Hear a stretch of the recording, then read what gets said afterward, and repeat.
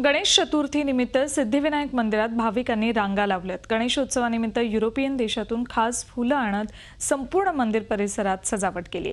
या सर्वाचा आढावा घेतला आमचे प्रतिनिधी सागर कुलकर्णी यांनी। गणेश चतुर्थीच्या निमित्ताने सिद्धिविनायक मंदिरामध्ये वेगवेगळ्या फुलांची आरास करण्यात आलेली आहे, फळांची आरास करण्यात आलेली आहे। सिद्धिविनायक मंदिर हे संपूर्ण मुंबईत नव्हे तर देशात प्रसिद्ध आहे आणि आज गणेश चतुर्थीच्या निमित्ताने अनेक भाविक दर्शनाला इथे येत आहेत। आपल्याला रांगाही दिसत आहेत, इथे भाविकांच्या रांगा लागलेल्या आहेत।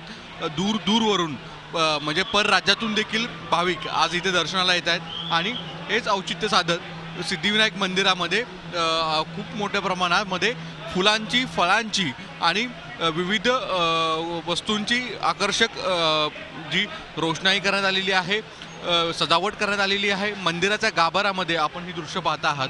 मंदिरामध्ये सिद्धिविनायकचे रिद्धिसिद्धी समूहाचे दर्शन गणेश भक्त घेत आहेत।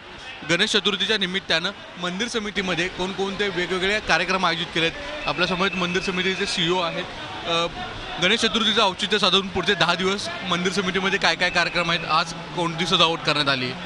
आज गणेश चतुर्थीच्या निमित्ताने आपण सकाळी आता आपली जी पार्थिव मूर्ती आहे त्याची स्थापना आपण 9 वाजता करणार आहोत। त्याची पूजा आता सध्या चालू आहे। त्याच्यानंतर बाकीचे जे कार्यक्रम आहेत ते आपले रेग्युलर प्रमाणे चालू आहेत आणि दर दिवशी 1:30च्या नंतर जे काही सांस्कृतिक कार्यक्रम आहेत हे या ठिकाणी आपण घेणार आहोत। 1:30 ते संध्याकाळी 8 वाजेपर्यंत ते सांस्कृतिक कार्यक्रम असतील आणि बाकी मग पूजा ज्या अर्चा ज्या आहेत आपण काही स्पेशल पूजा या ठिकाणी ठेवलेल्या आहेत की कॉमन लोक जे वॉक इन डिवोटीज आहेत त्यांच्यासाठी आपण एक कॉमन पूजा ठेवलेली आहे। कारण पूर्वीच्या आमच्या ज्या पूजा आहेत त्या आता घेणं फार अवघड असल्यामुळं आम्ही एक 30-40 लोक एकाच वेळेस बसून एक कॉमन पूजा करण्याची एक सुरुवात केलेली आहे।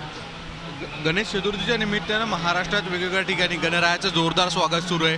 त्याच अनुषंगाने सिद्धिविनायक मंदिरात देखील गणेश भक्तांनी रांगा लावल्या आहेत। व्हिडिओ जर्नलिस्ट धीरजसह Sagar Kulkarni, Zee media, Mumbai. Zee 24 तास रहा एक पाऊल पुढे।